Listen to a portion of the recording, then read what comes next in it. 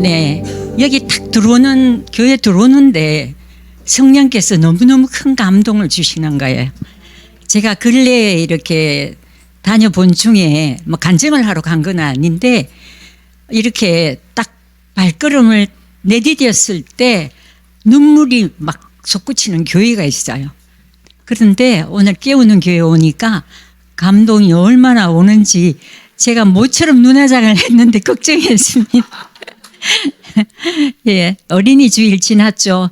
여기 우리 학생들이 많은데 제가 할머니가 한 가지 물어볼게요. 어쩌면 상급도 있어요.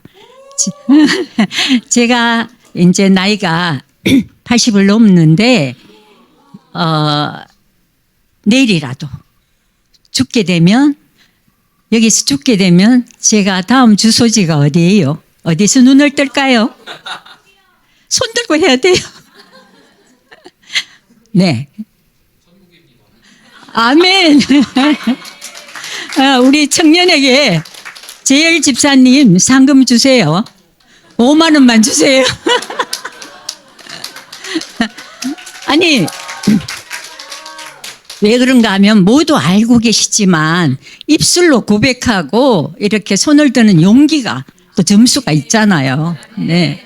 네, 잠시 제가 기도하겠습니다. 하나님 아버지, 깨우는 교회로 인도하신 분이 성령님이신 줄 믿습니다. 제가 예수님 한 분만으로 충분한 삶을 살겠다고, 죽으면 죽으리라, 살아내겠다고, 예수님을 닮는 삶을 살겠다고 고백하고 하나님께 약속드렸지만 아직도 부족하고 연약합니다. 그럼에도 오늘 이 자리로 인도하신 분이 성령님이시니까 책임지시고 제 입술을 주장하여 주시옵소서. 많은 분들이 잠든 분이 계시다면 깨어나는 시간이 될 수 있도록 함께하여 주시옵소서. 예수님 이름으로 기도드립니다. 그냥 해도 됩니까?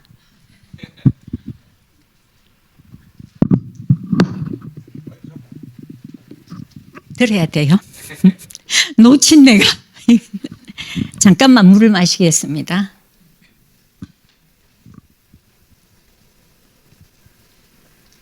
찬양을 너무 열심히 했거든요. 어린 우리 청소년 이리 와 있으니까 우리 손자 손녀 생각이 나는데 이 세상에 어떤 복보다 제일 큰 복을 지금 받고 있는 거예요. 네, 믿으시기 바랍니다. 제가 예수 믿기 전과 후가 너무 달라지는데, 예수 믿기 전에는 그 뭐 좋은 학교 나왔다고 또 뭐 그런 대로 보통은 생겼다고 안목의 정욕, 이생의 자랑, 육신의 정욕 순서는 바뀝니다만 그렇게 그냥 사는 건 줄 알았는데, 정말 살아계신 하나님을 만나고 나니까 죽으면 죽으리라, 예수님을 위해서 난 죽어도 되겠다, 그렇게 완전히 바뀌더라고요. 그래서 제가 그 전과 후에 대해서 여러분들과 나누려고 합니다. 네.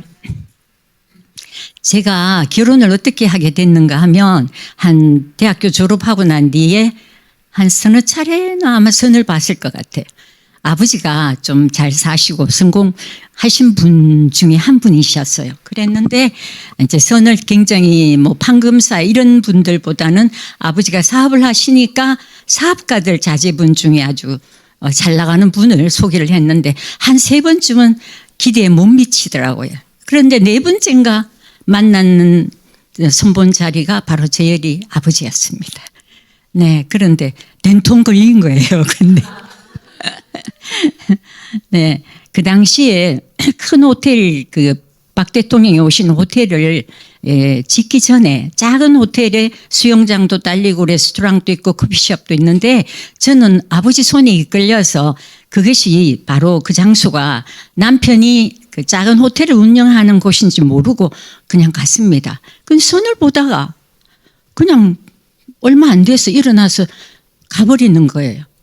그때 이제 굉장히 큰 호텔, 대구에서 아마 인터불구고 전에 생겼으니까 제일 컸습니다. 그랬는데 공사 현장으로 말없이 가버리는 거예요. 너무너무 모욕감을 느끼는 거예요. 정말 부끄럽고 창피하더라고요. 그 집에 와서는 그 사람 안 되겠더라. 너무 마음에 안 든다. 그리고 미리 제가 태자 놓은 것처럼 그렇게 했죠. 그랬는데 한 달 후에 수영장에서 패션쇼가 열리는데 한번 와서 구경해 달라고 그러는데 목소리도 너무 좋았어요. 지금도 좋은 것 같아요. 그랬는데 제가 이번에는 내가 먼저 안 된다고 리젝트를 해야 되겠다. 그렇게 생각한 거예요. 그래서 만났는데 호텔 현장에 이제 오픈하기 한 석 달 전인데 거기가 몇만 평 되는 부지의 호숫가니까 리조트 호텔이 막 너무 근사한 거예요. 그런데 저를 뭐라고 이렇게 유혹을 했는가 하면 저기 큰 방을 펜트하우스처럼 만들어서 네가 친구들을 만날 때 여기는 모든 그 음식을 다 하니까 레스토랑이 양식 한식 다 있으니까 네가 그 친구들하고 교제하고 놀 수 있는 장소를 만들어 주겠다고. 그리고 아마 네가 받을 반지는 아마 대구에서 제일 큰 반지가 아닐까. 그 다이아몬드 얘기를 하는 거예요. 근데 제가 너무 어리석게도 그때는 이생의 자랑에 사로잡혀 있을 때니까 괜찮겠다. 그렇게 생각한 거예요. 그래서 깊이 사귀어보지도 않고 두세 달 만에 호텔 오픈을 해야 되니까 여자 손이 필요하잖아요. 그렇게 해서 결혼을 하게 됐는데 결혼식 날 후일담입니다.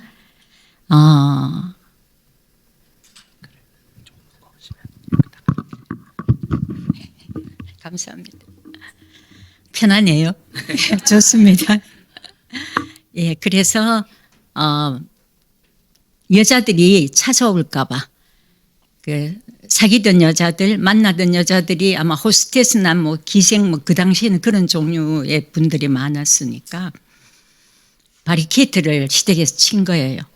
결혼을 아주 파토 낼까봐. 제가 이제 이런 용어를 써도 이해해 주시기 바랍니다. 옛날 사람이잖아요. 그런 걸 몰랐죠. 굉장한 바람둥이였고 또 본인도 참 불행한 그런 어떤 가족 환경 속에 있었고 저도 아버지가 딸만 6, 시댁도 딸만 6 이렇게 해서 아들을 너무 고대하는 집에서 조금 이렇게 사랑받지 못한 딸로 태어났고 아버지 작은 엄마가 아들이 셋이 있고 또 딸이 한 사람 있을 정도로 아버지도 대단한 또 남봉꾼이셨습니다. 그 시댁에 와도 또 다른 새할머니가 또 계시더라고요. 그러니까 결혼 생활 시작부터 저는 그래도 행복할 결혼 생활을 꿈꿨죠. 왜냐하면 친정에서 너무 힘들었으니까 이제는 남편을 만나서 다른 삶으로 옮아왔으니까 잘 살 수 있겠거니 했는데 바로 그 다음 날부터 신혼여행 갔다 왔는 후부터 신혼여행에서도 누가 따라온 것 같아요. 친구들이 와서 다른 방에 있는 것 같은데 제가 그때는 너무 순진해서 눈치가 없어서 잘 몰랐습니다. 그러니까 아주 밤을 새다시피 하고 외박을 많이 했죠. 그러는 차에 남편은 호텔을 운영한답시고 계속하고 우리 시어머니께서는 같이 둘이 있는 거를 너무 싫어하셨어요. 그래서 같이 외출도 못하게 하고 호텔에 일이 있을 때면 저는 차출돼 가서 일하는 일꾼으로 있었는데 1년 동안 아기가 안 생기는 거예요. 오직 며느리가 필요한 거는 어머님이 그렇게 원하시던 손자를 낳기를 바라셨는데 그렇게 하지 못했던 거죠. 그래서 네가 잘 안 들립니까? 네, 그래서 친정에 가서 임신이 되면 그때 네가 오느라 그러고 쫓아내신 거죠. 어떤 면에서는. 그렇게 해서 제가 친정에 가서 목욕하고 나오는데 엄마가 네가 아무래도 내가 보니까 임신한 것 같다. 그랬는데 그 영적으로나 육적으로 너무 시달린 상태의 시댁 생활을 하다 보니까 임신한 줄을 몰랐던 거죠. 그래서 이제 아기를 가졌으니까 좀 나아지려나 했는데 첫 번째 딸을 낳은 거예요. 그래서 어머니가 오셔서 엘리베이터를 타시면서 그냥 주저앉으시는 거예요. 대성통곡을 하다시피 우시면서 가시고 이제 친정에 가서 몸조리를 좀 하려고 했는데 그걸 허락하시질 않는 거예요. 그래서 시댁에 아기를 안고 갔는데 마루가 있는데 아기 포대기채로 어머니한테 안겨드리려고 하니까 그 친척분도 계셨어요. 애를 이렇게 바닥에 싹 밀치시는 거예요. 그래서 제가 너무 마음이 아팠죠. 그래서 우리 큰딸이 이 얘기를 들으면 너무 상처가 될 건데 네가 새롭게 하셔서 들었나 그러니까 엄마 난 못 듣겠어요. 그럴 만큼 우리 애들도 시어머니와 저의 관계를 어린 아이들이지만 알았던 거죠. 그렇게 해서 두 번째는 아기를 가지고 난 뒤에 둘째도 딸이었습니다. 친정에 못 갔어요. 그러고 젖을 못 먹이게 했어요. 셋째가 빨리 아들이 낳았으면 했는데, 그러고 넷째가 임신했는 게 우리 재열인데 어떻게 되겠습니까? 아들 아니면 저는 도저히 살 수가 없죠. 그 신우가 6명이고 시아버님이 매번 오시고 아버지 회사 사람들 그 심부름 차심부름 뭐 밤엔 또 화투 70만 그렇게 하고 또 남편은 뭐 밤을 새다시피 하고 시아버지는 새벽에 현장에 가서 건설 현장에 가셨거든요. 동대구 고속도로라든지 그렇게 유명한 어떤 걸 다 수주를 받으시가 일을 하시는 분인데, 그래서 제가 양수검사 그때 처음 시도가 됐습니다. 그 검사하러 올라가서 아들이라 그랬는데도 딸만 낳던 경험밖에 없었으니까 제가 믿어지지가 않았죠. 그래도 이제 아들만 놓으면 좀 대접이 달라지겠거니 그렇게 생각했는데 더 심한 남편의 바람과 이제 본격적으로 네가 원하던 아들이 있으니까 이제부터는 뭐 좀 살만하겠다 이렇게 생각한 것 같아요.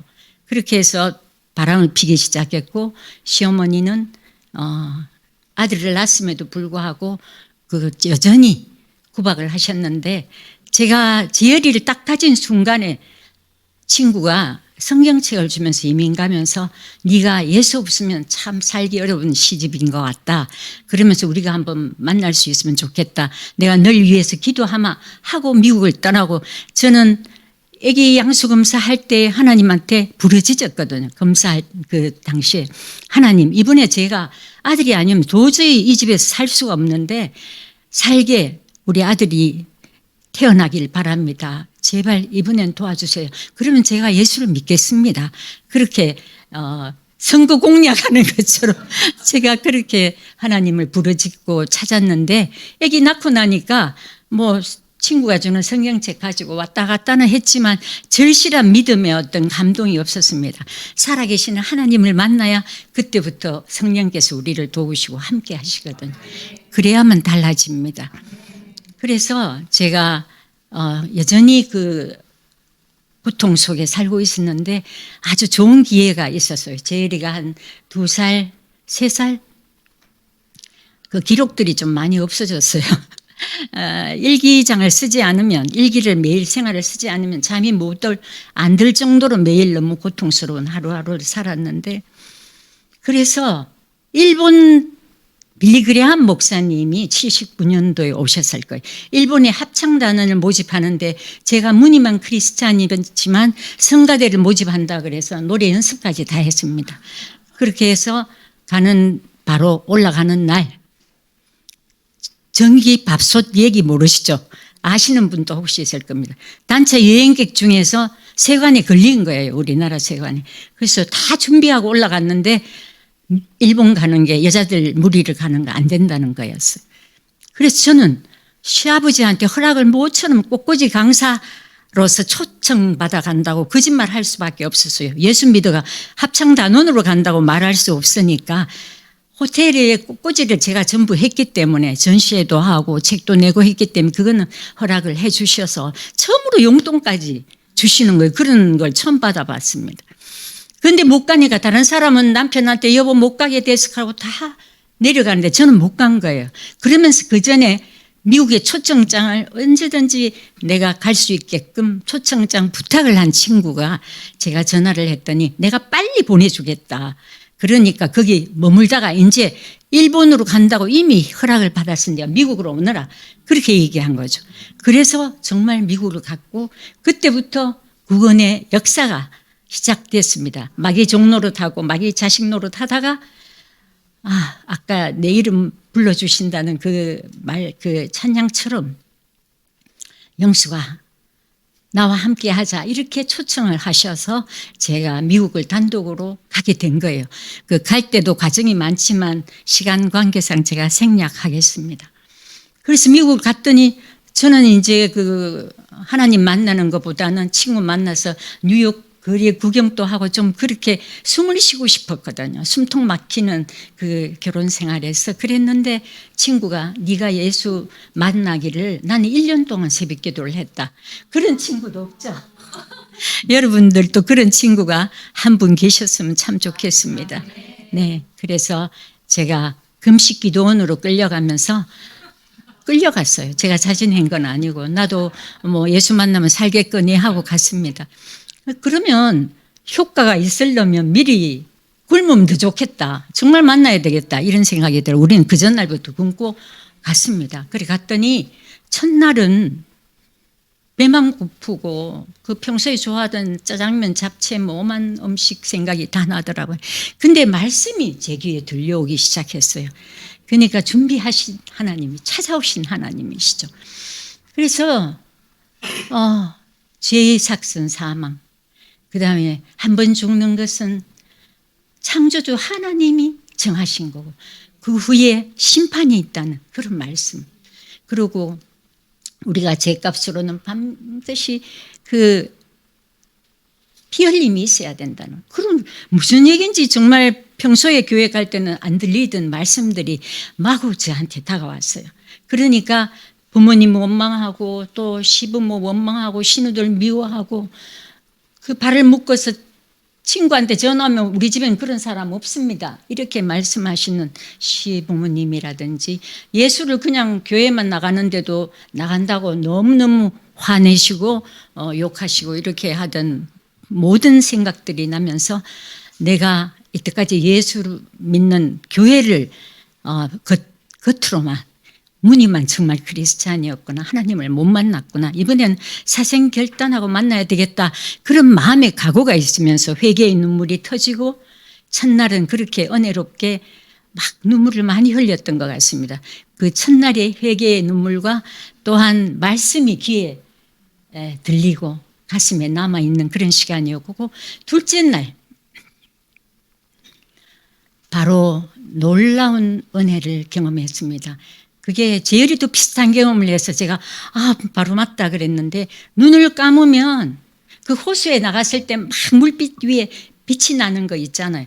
손을 기도하는 자세로 손을 잡으면 이 손에서 전기가 흐르는 것 같이 반짝이는 게 막 눈을 감아도 보이는 거예요. 한참 있다 눈을 뜨면 그 빛이 없어요. 그런데 몸에서 전류가 흐르는 것 같았는데 그때 저는 내 피가 예수의 보혈로 완전히 씻김받는 순간이었다는 것을 알게 됐습니다. 그래서 그 놀라운 것 때문에 더 감동이 있어서 기도를 더 열심히 하니까 그때가 한겨울이었어요. 근데 코트라든지 이런 게 다 벗게 되더라고요. 그 기도하면 열이 나더라고요. 여러분들 다 경험해 보셨죠. 그래서 옷을 벗고 기도할 만큼 그런 둘째 날에 놀라운 체험이 있었고 셋째 날 이제 고린도 전서에 그 방언의 은사에 대해서 나오지 않습니까? 그래서 방언을 나도 정말 받고 싶다. 그럴 때 정말 유명한 목사님이 오셨는데 제가 이름을 잘 못 외워요. 그래서 기억이 안 나는데 그 유명한 목사님뿐만 아니라 굉장한 피아니스트가 와서 우리 그 찬양을 해줬어요. 여기도 너무 아름다운 찬양을 준비하셨고 악기 다루시는 분들도 너무 훌륭하셔서 감동이 많았습니다. 정말 감사드려요. 좋은 정말 그 찬양대원들이 되시더라고요. 그런데 그런 감동을 마치 나를 위해서 예비하신 것처럼 제가 그 3일을 하고 그 받은 은혜를 그 자리에서 돌아가면서 아마 했을 것 같아요. 간증도 하고 비행기를 탔습니다. 비행기에 타면서부터 이 방언을 정말 받은 건가 하나님이 주신 건가 그거를 막 하면서 막 덮어쓰고 막 방언을 해보고 그다음 또 신약 성경을 비행기 타는 동안 요한계시록 빼고는 거의 막 훑어지시고요. 내가 너무 열심히 말씀을 보니까 성문 한 분 남자 성문입니다. 그때 제가 좀 괜찮았던 것 같아요. 지금은 80이죠. 그때 30대였잖아요. 그러니까 옆에 앉으시는 뭐 때문에 그렇게 열심히 보시느냐고 뭐냐고 그래서 제가 은혜를 받았거든요. 그 살아계신 하나님을 만났거든요. 그래서 그 감동이 정말 다시는 놓치고 싶지 않아 제가 이걸 봅니다. 예수 믿으면 이 비행기 타시는데 얼마나 그 평안을 누리시겠습니까? 뭐 이렇게 이런 말 저런 말 하면서 옆에 머무시는 승무원한테 그때부터 전도를 하고 집에 돌아왔죠. 그런데 그때부터 이제 대구 시댁에서 난리가 난 거예요. 교회로 갔다. 근데 저는 시부모한테 그 보일 정명으로 한국일보에서 제가 미국 순복음 뉴욕교회에서 실제로 꽃꽂이 강습을 했습니다. 거짓말을 실제로 만들고 가야만 내가 살아남겠다. 그 연출이 정말 그렇게 도와주시더라고요. 그래서 그때 신문에 한국일보에 제 사진하고 꽃꽂이 강사 그 정영숙하고 사진까지 나왔거든요. 근데 그걸 들고 가면 될 거라고 생각한 거예요. 근데 네가 일본 간다 그러고 미국을 갔고 그렇게 교회에 네가 빠진 것 같다. 이렇게 하시면서 안 믿겠다고 하라고 얘기하신 거예요. 고백해라. 근데 그때 사실은 그 시아버지를 너무 무서워하기도 했지만 제가 우리 시아버지한테 은혜를 입은 사람이었거든요. 아버지가 큰 사업을 하시면서 더 확장시키면 염색 공장도 하고 직물 공장도 하고 뭐 여러 가지를 하시면서 어떤 한 사람이 그 돈을 많이 속된 말이 자꾸 나오는데 어떡하죠? 삥땅을 했어요. 그래서 그 돈을 메우지 않으면 부도가 나게 생겼는데 우리 시아버지께서 그 소문을 들으신 거예요. 정만아, 너 사돈이 이렇다는데 내가 마음이 고민이 좀 된다. 니는 어떻게 생각하노? 그러니까 우리 남편이 그 자기가 잘 못해주니까 뭐 그렇게라도 좀 갚고 싶었던지 그러면 알리지 말고 빌려주세요. 그렇게 한 거예요. 그 소문을 어떻게 그 소식을 제가 알게 됐는가 하면 친정엄마가 네가 아무리 이서방이 네한테 힘들게 하고 시부모들이 너를 힘들게 해도 네가 그 마음은 알아줘야 된다. 우리가 은혜를 입었다. 그러니까 저는 뭐 이제 어떻게 할 수 없는 그 집에서 심청이 노릇을 할 수밖에 없는 거예요. 그리고 속으로 참 남편한테 감사했죠. 그러니까 시부모님한테 부담이 있는데 불려가가 지금 예를 들면 네가 예수를 믿지 않는다고 해라. 저는 빚을 갚아야 되는 사람이잖아요. 그때 갈라디아서 2장 20절. 제가 이걸 매일 읊조렸다고요. 새롭게 하소서 나가서는 그것도 긴장이 되는지 술술 나오던 말씀이 안 나오더라고요. 그래서 나는 죽고 이제는 예수님만 내 안에 사시니까 예수님 도와주세요. 제가 아버님한테 얘기할 때 어떻게 그 말씀을 계속하면서 성령님 도와주세요. 아버님, 제가 목숨이 2개면 아버님을 위해서 정말 내어드리고 싶습니다. 근데 제가 지금 사는 거는 예수 때문에 살기 때문에 어쩔 수 없습니다. 예수를 믿을 수밖에 없습니다. 그러나 제사는 지내겠습니다. 제가 절을 못하지만 제사를 지내고 며느리 도리는 할 때니까 용서해 달라고 그렇게 했는데도 그때부터는 이제 시어머니가 그 돈 빌려준 사실을 알게 됐어요.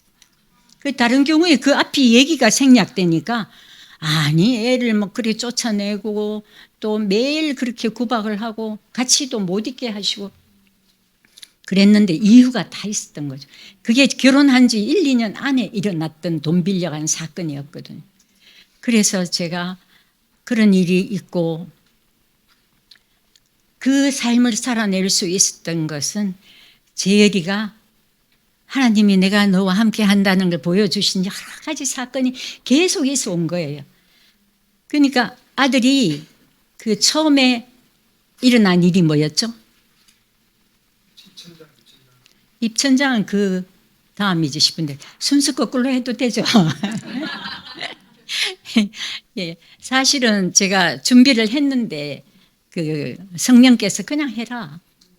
그냥 나오는 대로 하면 된다. 충분하다. 그렇게 하셨거든요. 그래서 보따리도 가져왔는데 제가 그냥 하는 겁니다. 예, 그래서 아들이 엄마 그 옆에 그 정인이 한 사람이 있더라고요. 제 여동생이 그때 잠깐 다니러 왔었는데 재열이가 엄마 굽이 높은 신발을 신고 마당을 이렇게 걷더랍니다. 그 여자 신발을 한번 신어보고 싶어요. 그걸 신고 그 송곳 같은 젓가락도 아마 굉장히 예민한 젓가락이. 그래서 그게 입천장을 뚫고 피가 나오는 거예요. 그래서 제가 그때는 시부모들이 농장에 있어가 농장에 가셨는데 제가 그걸 그 솜으로 막고 바로 앞에 제2비인후과라고 3층에 이비인후과가 있어 애를 데리고 간 거예요. 그랬더니 안 되겠습니다. 종합병원 동산병원으로 가십시오. 그렇게 얘기하는데 시부모님들은 곧 돌아오시고 제가 맏며느리잖아요. 그러니까 애를 내일 아침에 데리고 가야지 하고 애를 솜으로 막고 막 그때 받은 방언기도 하면서 애가 잠이 들더라고요. 기도를 하니까 잠이 들더라고요. 그래서 이제 두고 저녁 식사 준비를 다 하는데 애가 방문 앞을 턱 나오더니 엄마 배고프다 그러는 거예요. 저도 그러고 애가 사고 난 거 애가 걸어 나오니까 울지를 않으니까 그동안 깜빡하고 그래 뭐 먹을 거 줄게 하고 줬는데 애가 그걸 먹는 거예요. 근데 그때 신유의 은사가 있는 거예요. 그렇죠? 은사 중에서 제가 불려 다녔는데 그런 얘기는 좀 빼겠습니다. 서울이 백병원 원장까지 가고 대구의 유명한 대구백화점 그 사장 하는 그때 당시에는 사장이었죠. 지금은 장관도 하고 국회의원도 하시고 얼마 전에 돌아가셨어요. 그래서 그렇게 그 재열이가 치유를 받고 항상 너 혼자 아니다. 그런 걸 보여주신 거예요. 네, 참 너무나 감사한 일이었죠. 그래서 이제 그 아들이 나음을 입고 또 두세 사람이 모인 곳에 내가 함께 한다 그러셨잖아요. 재열이가 39도 40도 열이 엄청나게 나는 거예요. 그래서 이 열을 어떻게 하나 급하는데 제가 묶여 있고 어른하고 같이 계시니까 애들 누나들을 모아가지고 우리 같이 기도하자. 그리고 재열이를 중간에 눕혀놓고 삥 둘러 앉아 손을 잡고 하나님 재열이 고쳐주세요. 하나님 전능하시잖아요. 함께 하시잖아요. 기도하면 나음을 입는다고 하셨잖아요. 그렇게 기도를 했는데 애가 갑자기 열이 상 우리 눈에 다 같이 보이게 열이 내리는 거죠. 그때 마침 바깥에 외박을 일삼던 남편이 들어오고 제가 예수 믿는다고 막 폭력을 행사하던 남편이 들어오니까 제가 얼마나 그 사실을 현장에서 보여줄 수 있으니까 자랑을 한 거죠. 애가 열이 내렸다고 한번 보시라고. 지금 너무너무 뜨겁게 열이 내린 가라앉았다고. 그러니까 옆에 그 찬양 틀어놓고 하는 라디오도 그 던지고 네가 그래서 미친 거다. 그렇게 하면서 기분 나쁜 듯이 다시 나가시는 거예요. 그러니까 점점 저는 이단 같은 사이비 종교에 빠진 아주 미치광이 여자 취급을 받고 너무 미워했죠. 그래서 이 정말 사탄의 역사일 겁니다. 우리 남편 그렇게 나쁜 사람은 아니거든요. 안에 성품에 아주 그 샘물 같은 따뜻하고 남을 돕기 좋아하고 그 선한 성품이 있는데 그 당시에는 아마 그런 다른 힘이 그렇게 만들었던 것 같아요. 나를 시험하기 위해서 우리가 유혹이 있잖아요. 그렇게 해서 양주병 같은 것도 이렇게 정면으로 나를 보고 던지고 또 부엌에 있는 칼도 갖고 와서 이렇게 위협적으로 그때는 빗나가서 그 소파 같은 데로 던져지고 그렇게 해서 그때는 저는 방언 기도를 해요. 문 닫아 걸고 애들이 들을까 봐. 그때는 시부모님하고 남편 갈등이 너무 심해서 이웃에 살고 저는 이쪽 본가에 살고 이렇게 했거든. 그래서 시어머니께서 너무 부자가 싸우니까 이렇게 떼어놓으신 거죠. 그랬는데 그러니까 남편은 점점 이중생활을 하게 됐고 저는 더 외롭고 힘들고 그러다가 한 번은 남편을 붙들었는데 저를 확 밀치는 거예요. 근데 그 새와 같이 되어 있는 그 옷걸이에 제가 뒤로 넘어지면서 머리를 맞았는 거예요. 남편은 밀치고 떠나가 버렸고. 근데 제가 의식이 없는데 제가 누워 있는데 애들이 막 나를 쳐다보고 있는 거예요. 그 내가 지금 왜 누워 있는지도 모르겠고 날짜가 뭔지도 모르겠고 바로 전에 무슨 일이 있었는지도 모르는데 애들은 울고 있으니까 너무너무 두려운데 뭐가 두려운가 하면 뭐 영화나 소설에 왜 그 기억상실증 걸린 사람들의 고통을 제가 느끼겠는 거예요. 그때 제가 이대로는 정말 살인이 일어날 수도 있겠고 살인자의 아이들을 만들 수는 없겠다. 그런 마음이 들었습니다. 근데 그 전에 저도 인간인지라 예수를 믿었지만 이혼하고 싶어요. 너무 힘들어요. 이렇게 기도원을 쫓아갈 때가 있었습니다. 그랬는데 기도원에 올라가면 기도를 하면 다른 걸 보여주시는 거예요. 남편이 너무 비에 젖은 비에 젖은 힘없는 강아지가 이렇게 왜 축 늘어져 있는 못 먹었는 그런 형상으로 남편이 나타나니까 하나님 알았습니다. 내가 처음에 죽으면 죽으리라 했는데 예수님이 나를 위해서 십자가에 창과 칼을 맞으시고 그 가시관을 쓰시고 채찍을 맞으시고 그렇게 했는데 나는 죄된 몸인데 하나님이 이 땅에 오셔서 그렇게 우리를 위해서 피 흘리셨는데 저도 저를 찍겠습니다. 죽어도 좋겠습니다. 남편을 위해서 죽겠습니다. 죽을 각오 했습니다. 제가 얘기했잖아요. 그렇게 하고 또 내려오고 그걸 한 두세 차례 했을 겁니다. 그런데 그 과정에서 제가 강도를 2번 만났는데 복면 강도가 5명이 마스크를 진짜 그 영화에 나오는 거를 하고 칼도 그때 나중에 현장 검증에서 그게 칠성시장이라는 데서 부엌칼을 전부 5자루를 사서 한 사람은 망을 보고 4명은 그 교도소 동기였더라고요. 청년들인데. 그래서 재열이는 내 옆에서 그때 내가 시편 1편을 같이 읽고 있었고 찬양 소리는 들리고 있었고 강도들이 9시 초저녁이에요. 근데 아마 대명동의 부잣집이다 이렇게 소문이 났었겠죠. 그래서 애들은 다 옆방에서 이 까만 그 테이프를 다 하고 발을 다 묶고 제리는 노끈이라 그러는데 아빠 넥타이로 묶었어요. 그래서 제가 그때 그 이불을 뒤집어 쓰고 묶이면서 부잣집이 아니면 이런 일이 없을 텐데 돈 있다고 소문나는 것도 참 두렵고 떨리는 일이다. 근데 막 방언기도를 하니까 소리 낸다고 막 야단치면 이불을 막 더 눌렀는데 제리가 뭐라 그러는가 하면 그 커튼에 칼질을 하고 있더라고요. 그러니까 굉장히 골동품 중에 귀한 호랑이 그림이 있었거든요. 지금 제일이 사무실에 있다고 얘기하는데 다시 찾았던 거죠. 그래서 그 호랑이 그림을 싸가려고 그 통째로 들고 나가기 어려워요. 그래서 제일이가 뭐라고 얘기하는가 봐요. 그때가 한 5, 6살 때고 계속 이제 옆에 있으면서 엄마 우리 죽여가지고 저 보따리에 쌀라고 저 커튼 찍고 있다. 오늘 우리 죽는 거가 이렇게 얘기해. 지혜라 하나님이 우리의 죽고 사는 거를 관여하시니까 우리는 맡기면 된다. 네 아무 말 하지 마. 기도해라. 기도하니까 막 눌리면 소리 낸다고 막 난리를 치더라고요. 그리고 걔들이 떠나가고 남편이 그 후에 들어왔는데도 다시 여자한테 빠져 있으니까 다시 집을 나가더라고요. 경찰이 오고 했는데도 그때 정말 사로잡히는 게 어떤 건지를 제가 알겠더라고요. 마음이 떠나가고 다른 영이 역사를 하면 그건 뭐 우리가 감당을 할 수가 없는 것 같습니다. 그런데 걔네들이 나중에 잡혀서 현장 검증을 왔더라고요. 근데 저는 항상 집에서 새벽 기도도 하고 그 미국 갔다 와서 이제 시부모가 옆에 가셨으니까 매일 기도회를 했었거든요. 그래서 불교 신자가 예수 믿기도 하고 그때 많은 변화가 일어나서 하나님께서 저를 위로해 주시고 함께 하시는 거를 하나님은 함께 하시니까 두려운 게 하나도 없죠. 너무 담대하게 되는 거죠.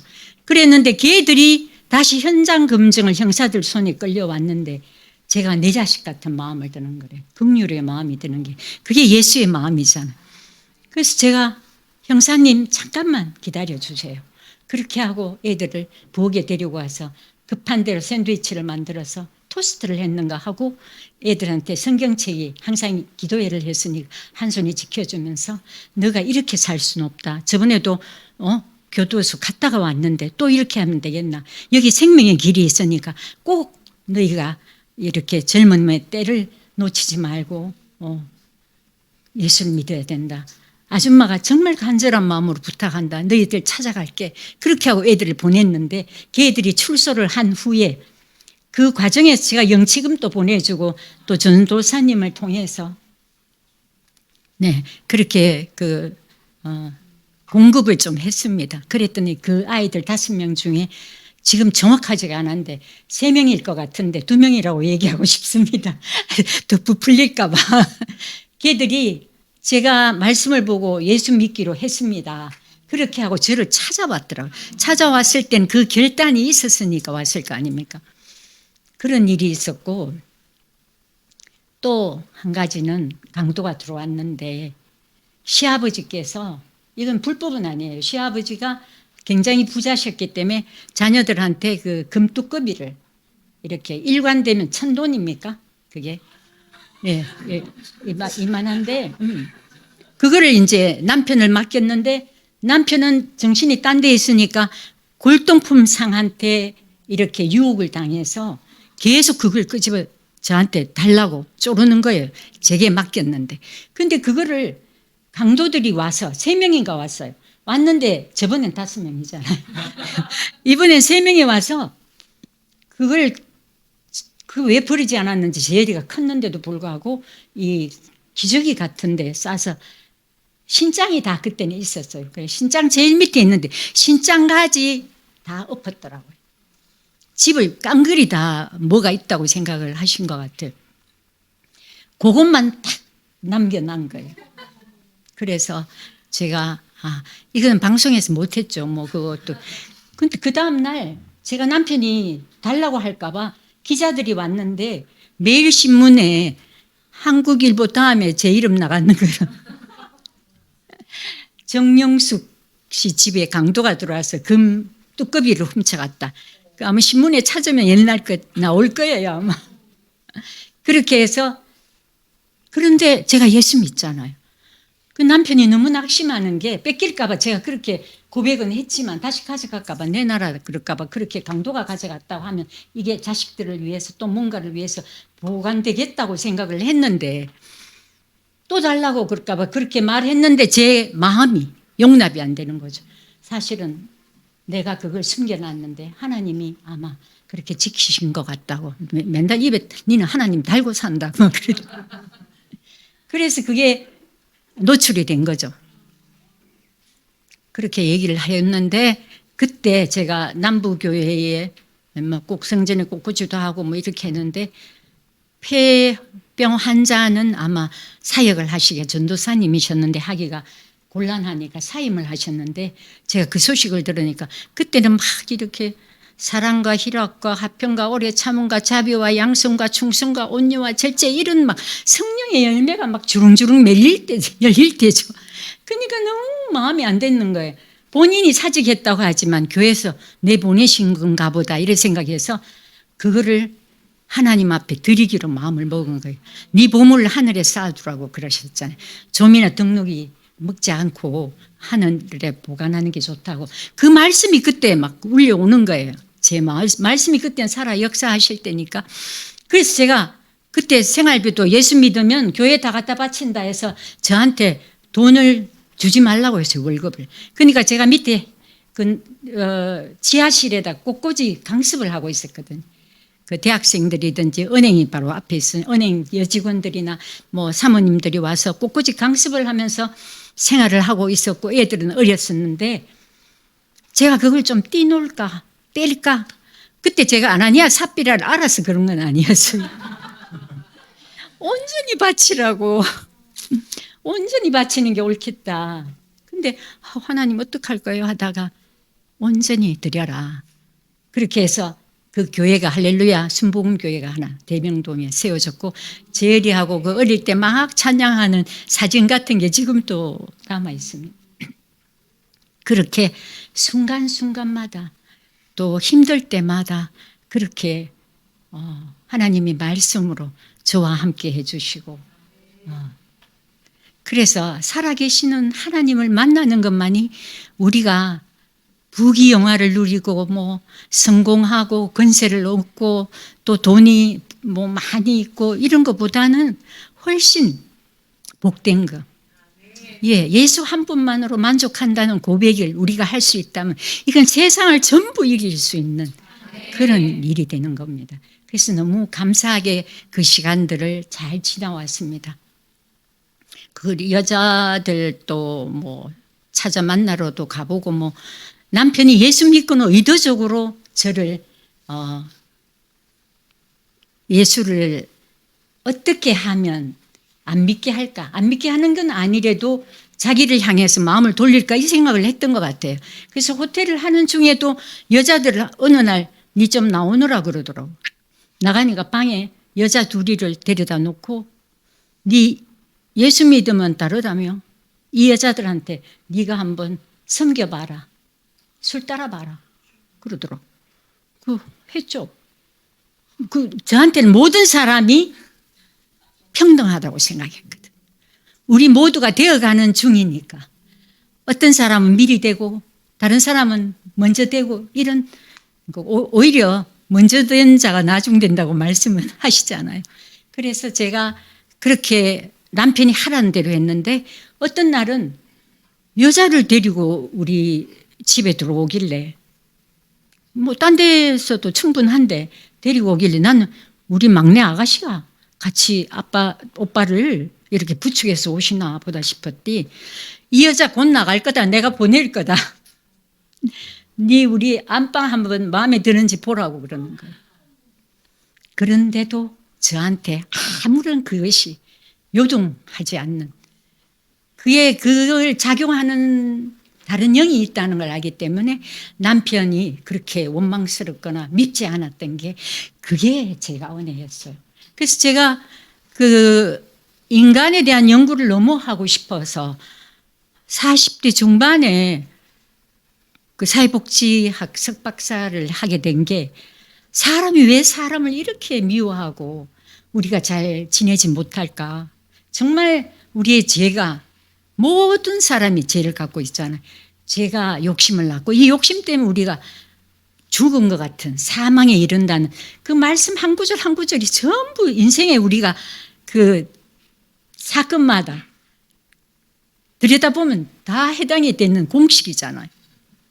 그래서 제가 공부를 하게 됐고 남편이 별거 생활을 할 때도 무지랭이 취급받고 완전히 하녀 취급을 받다가 뭐 학교 가면 뭐 겸임 교수라고 뭐 강사님 강사라고 그렇게 얘기 안 하잖아요.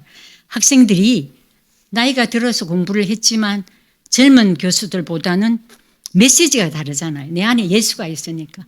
그래서 어떤 날 야간 수업을 했는데 한 학생이 딱 나오다가 교수님 한 가지 물어도 돼요? 그러는 거예요. 네, 그러니까. 예수 믿으시죠?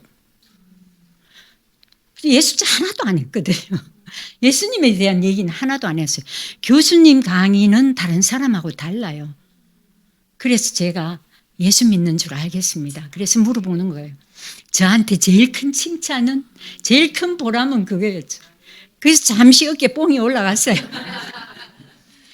금방 내렸습니다. 하나님 싫어하시잖아요. 그렇게 다른 곳에서 인정을 받으면서 제가 숨을 쉴 수 있었고 좀 더 그 살아나는 경험을 그런 걸 참 많이 해 주셨어요.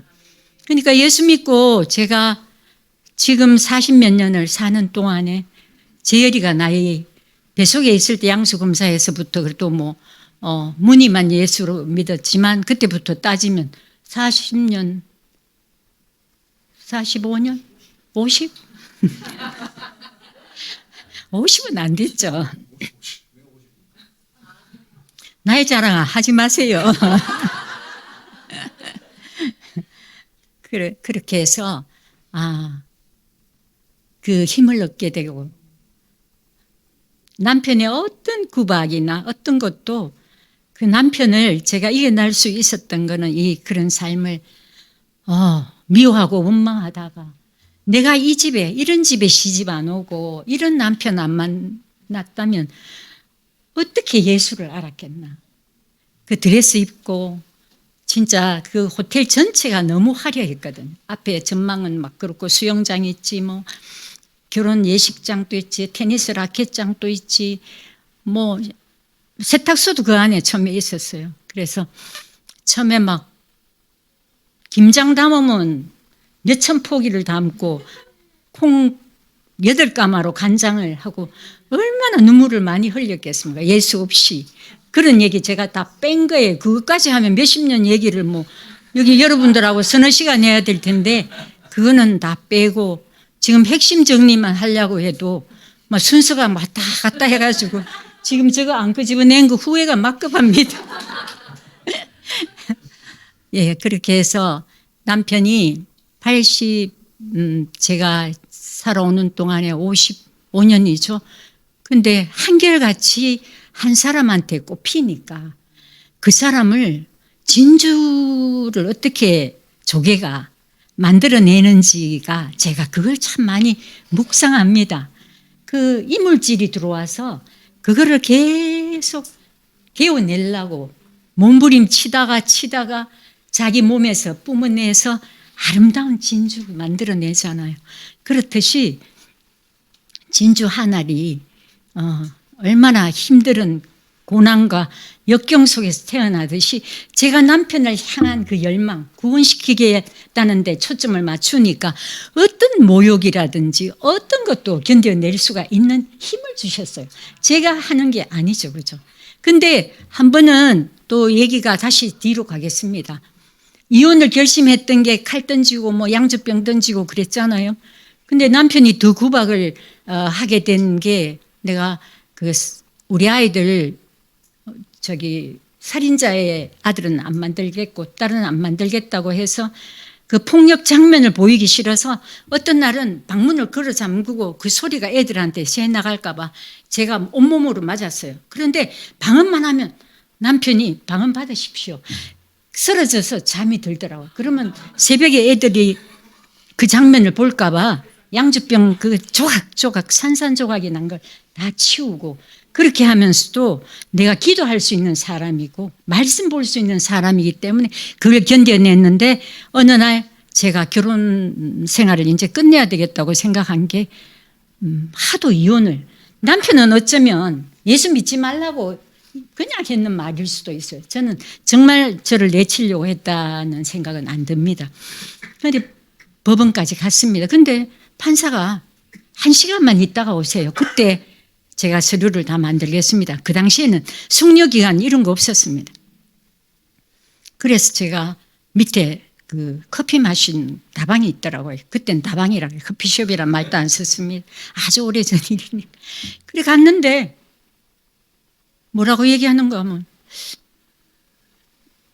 애는 나보고 양육하라고 그랬거든. 분명히 약속하고 법원까지 왔는데 내가 가만히 생각하니까 그러니까 이혼하자 했는 거는 나를 돌이키려고 하는 하나의 방법과 수단이었지 진심이 아니었다는 거를 나중에 생각해 보니까 알겠더라고요.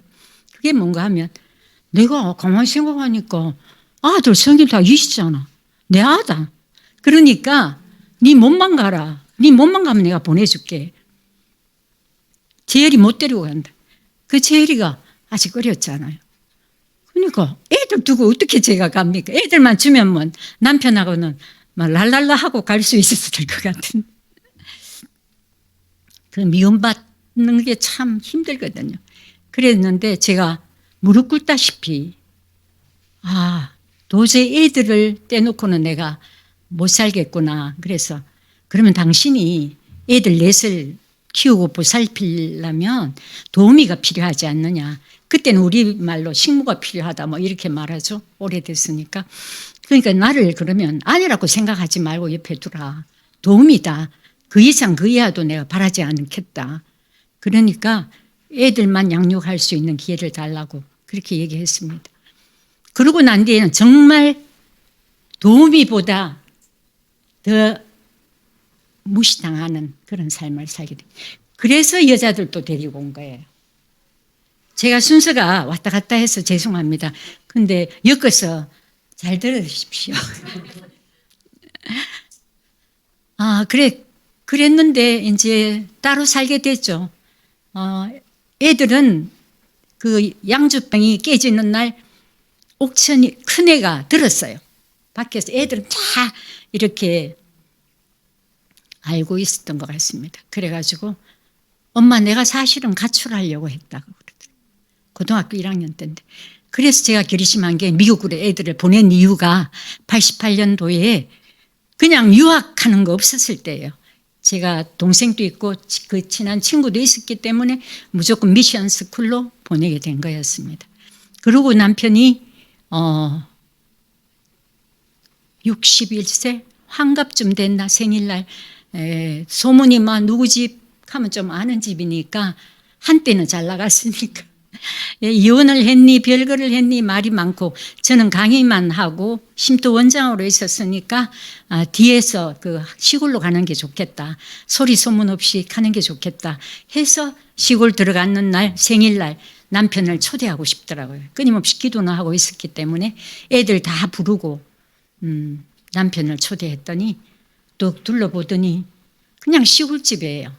돈을 뭐 그때 있어가 준 것도 아니고 오히려 이혼하면 돈을 좀 받을 수 있었겠죠. 그래가지고 초대했는데 떠나면서 여기 좋네 뭐 그러더라고요. 마음에 드시면 언제든지 오세요. 제가 그랬거든요. 근데 한동안 그걸 후회했습니다. 그 폭력의 후유증이 있어요. 남편이 그러고 난 뒤에 2달인지 3달인지 모르겠는데 저는 생각도 안 했는데 빨리 들어왔더라고요. 아마 그 여자가 챙길 거 챙기가 떠나간 직후였던 것 같습니다. 그러니까 바로 얼마 안 있어 자기 짐 다 들고 온 거예요. 그래서 내가 저 작은 방 습격하는 거 그래도 남편이잖아요. 뭐 반가워할 수는 없었어요. 솔직하게 말해요. 안방 내주고 저는 옆에 작은 골방으로 들어가고 그때부터 제가 남편이 문 밖에 나가고 이런 아주 그 구식 남편이니까 남존 여위가 확실한 분이시니까 제가 그 쉼터 원장도 그만두고 학교 강의도 그만두고 해야겠습니까? 아니면 어떻게 할까요? 하니까 남편이 하는 말이 그 나이 돼가지고 없던 병도 생기고 우울증 생긴다 하는데 네 하던 일은 해라 그러더라고요. 승낙을 받았는데 학교 갈 때만 제가 교수님 소리 듣잖아요. 그 어린 친구들이 좋아하잖아요. 막 기가 사는데 집에만 들어오면 그 남편이 비서처럼 그 친구를 하나 같이 왔는데 운전기사 겸 뭐 이렇게 호텔을 왔다 갔다 해야 되니까 그랬습니다. 그래서 2 남자 밥을 해줘야 되고 2 남자하고 산다 그러니까 친구들이 이상하게 생각하더라고요. 그렇게 해서 남편이 근데 지나갈 때마다 와, 그 트라우마 오래 갑니다. 제가 완전히 그 포복자세가 되는 거예요. 나도 모르게. 지나가는데 몸이 이렇게 안 맞을 각오를 하는 저를 보면서 와, 그때 그 공포가 대단했구나. 내가 예수 하면서도 우리가 인간의 몸을 입은 지 어쩔 수 없구나 이런 걸 느끼고 그러면서 남편이 지금 같이 사는데 지금 아들이 예수 믿는 거 너무 좋아하죠. 네, 그렇게 예수가 자기를 살린 것도 알고 예수 때문에 내가 그 사람하고 같이 사는 것도 알면서도 짐짓 경상도 남자의 고집, 네, 고래 심줄보다 더 끈질긴 고집. 그리고 내가 예수 때문에 그렇게 핍박하고 그렇게 때리고 그렇게 욕했는데 지금 항복하는 것 자체가 자기 존재가 무시당한다고 거꾸로 생각하는 거죠. 그건 마지막까지 그 사탄의 어떤 잔재가 남아 있어서 저를 부추기려고 하는 것 같은데 저는 끝까지 하나님 보시기에 아름다운 아내가 되고 자랑스러운 아내가 되고 그렇게 섬기는 자로 살기를 원하고 그래서 영화나 뭐 소설이나 뭐 그런 거 보면 그거 뭐 저거 가지고 왜 저렇게 막 힘들어 하느냐 막 그렇게 할 만큼 세상의 모든 어떤 환난과 고난과 뭐 그런 핍박, 적신, 뭐 위험, 칼, 뭐 많잖아요. 그런 박해 같은 거, 그런 쭉 보면 그거 다 내한테 해당된다. 그런 생각을 하고 있습니다. 그러면서 제가 걸음이 오래 썩으면 너무 훌륭한 퇴비가 되듯이 우리가 또 잘 참다가 또 못 참다가 잘 참다가 못 참다가 이렇게 하잖아요. 근데 하나님이 주신 은혜가 제가 푹푹 썩을 수 있도록, 그래서 그게 도구가 되고 그것이 자료가 되고 다른 사람들한테 조금이라도 도움이 될 수 있는 그 삶의 여정 속에서 정인으로서의 삶을 살아라고 하는 뜻으로 오늘 이 자리에 저를 세우신 것 같습니다. 아직도 너무 많은데 긴 것보다 짧은 게 좋죠? 네, 아들 얘기 제가 뺐습니다. 왜 그런가 하면 솔직하게 아들 그 얘기 제가 몰랐던 얘기, 우리가 떨어져 살았잖아요. 제가 학교 간다고 학교 앞에 16평에 세 방에 살 때도 있었고 거리가 멀어서 그 후에 제가 이제 집을 얻었으니까 남편의 경제적인 도움 없이 그렇게 했기 때문에 그런 경우도 있었고 뭐 강의 준비도 해야 되고 할 일이 끝에 많이 생겼잖아요. 그러니까 애들하고 교제할 시간도 없고 재열이도 그렇고 외국에서 쭉 있었고, 근데 몰랐던 사실을 알고는 제가 너무 가슴이 아팠어요.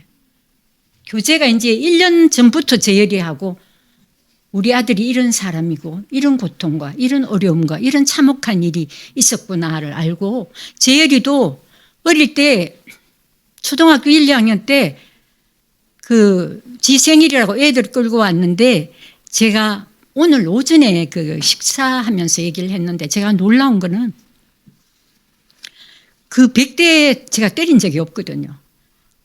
100대를 때리면 애가 살아남지를 못합니다. 그런데 내가 너무 그 남편이나 시댁으로부터나 이 목구멍까지 그 울분과 그 억눌림과 억울함이 있어가지고 못 견디는 그런 신우한테 뺨 맞는다든지 뭐 문 앞에 돌도 던진다든지, 우리 부모 돌아가시면 믿지 왜 네가 이렇게 집안에 분란을 만드느냐, 이렇게 매번 돌아가면서 사람들이 와서 뭐 화분을 던지기도 하고 뭐 그런 아주 부닥거리가 많은데 아마 그 앞에 사는 신우가 왔었는지 어떻는지 제가 잘 모릅니다. 그래서 그런 치욕을 당한 날 재열이마저 바로 살기를 바라고, 좀 더 자랑스러운 아들이 지금은 됐지만요 되기를 원했는데 애들 끌고 와가 거짓말로 생일이니까 하고 왔으니까 내가 우라통이 터져서 네 오늘 100대 맞아야 되겠다. 하나님이 매 안 때리면 네 사생자라 그랬잖아요. 또 그럴 때는 또 성경은 잘 갖다 붙입니다. 우리가 잘 인용하잖아요. 그래서 제가 그렇게 했는데 아마 많이 도망다니고 따라다니다가 제가 포기를 못 이기는 척 했을 겁니다. 근데 다른 데 어디 가서 뭐 100대 엄마가 때렸다고 그것만 좀 빼달라 그랬더니 재리가 오늘 이 얘기가 핵심입니다. 또 엄마 그때 내 상황을 모르잖아요. 애는 자기가 지금 경험한 거 자기 관점에서 자기 눈높이만큼밖에 해석을 못해요. 자기 상황을. 엄마 그때 내가 애들 데려왔을 때 우리 재열이는 생일을 1년에 2번 해줘야 되겠네. 얘들아 너희들 뭐 먹고 싶니? 재열이 엄마가 맛있는 거 차려줄게. 들어와. 이렇게 말해야 된다고요. 그러니까 그게 아들의 관점. 나는 막 이 분이 나가지고 그때 기도를 게을리 했겠죠. 말씀도 안 봤을 거예요. 아마 말씀이 살아있고 기도를 했다면 그런 내용이 100대 때리겠다는 말이 안 나오죠. 그죠? 겁을 줄 필요가 없었죠. 다 용해가 됐을 건데. 그래서 제가 그 잣대를 우리 아들의 관점에서 또 나의 잣대에서 이렇게 중간 지점을 찾아보니까 우리가 이 물에 컵이 가득 차 있는데 그거다가 물 조금만 더 부어도 이게 폭발하는구나. 그러니까 내 상태를 항상 주의 깊게 들여다보고 내 화가 언제 터질지 아니면 그걸 언제 걸러내야 될지 기도해야 되고 말씀 봐야 되고, 우리는 그렇게 깨어있지 않으면 예수답게 살지를 못하겠구나. 그런 생각을 제가 하게 됐습니다. 그래서 우리 아들 얘기는 끔찍해서 사실 이랬다 저랬다 하기는 싫어요. 근데 코로나를 가고 난 뒤에 재열이가 엄마 오늘 우리가 기도하면서 예언한 대로 그 모자 쓴 사람 만났고 진짜 몇십 년 안 움직이던 사람 발이 우리가 돌아 나가려고 하다가 다시 한번 모여서 합심해서 기도를 하니까 이 발이 움직였어요. 정말 눈이 안 보이던 사람이 눈이 떠졌어요. 애가 막 너무 그 기쁜 소식을 저한테 알려주고 싶었던 거예요. 그래서 그 메시지를 받고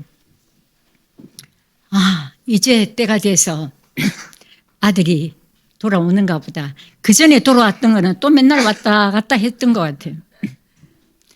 그 이후로 지금 놀라운 사역자로 선교의 사명을 잘 감당하면서 회사 대표가 되가 근사한 예수의 아들이 됐습니다. 네.